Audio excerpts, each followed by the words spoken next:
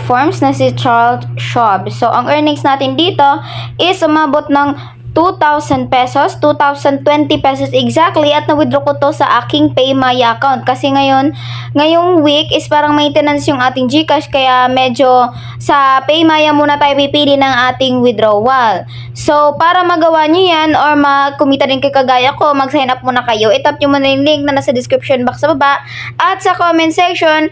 Pagkatapos na mapupunta kayo dito sa kanilang sign up page. So, itap lang natin itong sign up kasi wala pa tayong account. Ayan, tap natin yung sign up.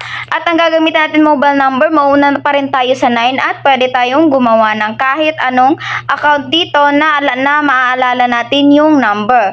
Ngayon, kapag meron na itong mga captcha or mga number nyo, ilalagay nyo dyan. And then sa password, ilalagay nyo or gagawa kayo ng password na maaalala nyo or secret nyo siya. And then naman dito sa ating code, invite code, kailangan nyo yan para makakuha kayo ng free 20 pesos pagkapasok natin dito sa kanilang platform.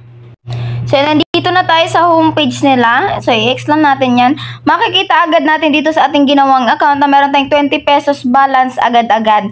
So, dito sa kanilang dashboard, ito yung main earning nila. So, ito yung ipangalawa sa kanilang earnings. Una, meron silang referral program. Pangalawa is ito sa ating mga products. So, sa ating first na earning dito, meron tayong ditong si referral program na kung saan yung kikitain natin dito is kikitain natin galing sa pagkakopy ng ating link. Ikakopy lang natin yan at i-paste natin sa lahat ng social media platform at kikita na tayo ng unlimited earnings dito nang wala tayong nilalabas na puhunan. So, sabi nga dito, no, invite friends to join using your referral link and you will unlock unlimited opportunities to earn and grow your balance.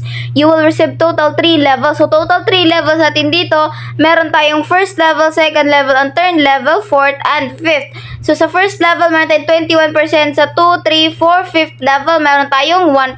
So, mas maganda to, no, kasi meron silang 4th and 5th referrals na kung saan yung mga 3rd referrals natin, kapag nakapag-refer sila, is kikita pa rin tayo galing sa kanilang ni-refer. So, dito mo makikita ang iyong earnings galing sa pagre-refer na yung mga friends. So, ito talaga yung may recommend ako na earnings yung na hindi kayo maglalabas na puhunan o libreng-libre lang ang pagkakataan dito. Basta mag-refer lang kayo ng mag-refer na yung mga friends, kikita na kayo dito sa kanilang platform. Next naman sa ating earnings is kung gusto niyo naman ng madali ang kitaan dito nang wala kayo nilalabas sa punan, maghihintay lamang kayo. Meron tayong mga products dito. Ang pinakamura is si mutual funds na kung saan nagkakalaga siyang 270 pesos. And then 81 siya, no? So 4 days or 3 to 4 days mababawi mo na ang iyong puhunan dito na 270 pesos. So, kapag gusto mo naman ng malakihan na earnings, dito kasi sa ating mutual funds, ang kikita is 40,500 within 500 days. Pero kung gusto nyo malaki yung daily earnings nyo na mag-i-exceed sa ating withdrawal, kasi yung withdrawal natin dito is 100. Gusto nyo na makapag-withdraw agad-agad, meron tayo second item dito na si exchange traded funds na kung saan 480 pesos yung ating halaga niya. And then, nakikita natin is 148 pesos na kung saan 4 days lang din, mababawi na natin kaagad yung ating puhunan. So, mas short time of period pa nating kikitain meron dito sa ating options na product. So, si options is nagkakalaga na 9,600. So, ang earnings niya is 3,648. So, 3 days lamang, bawing-bawi na natin yung ating pinuhunan dito plus sa commission pa. If gusto niyo naman ng napakalaki, meron tayong si securities lending fully paid na 96,000 pesos and then yung kikitain is 57,600. So, sa 2 days lamang, ang laki-laki na nang nabawi natin galing sa ating pinuhunan na 96,000 pesos. So, kapag nakapili na kayo ng item, tap nyo lang yan, blue na yan, at pagkatapos pupunta kayo dito at pipili kayo ng payment channel. So, mas may recommend ko sa payment channel, magmamaya muna kayo para mapasok talaga yung inyong pagbili dito. At pagkatapos itap lang natin yan.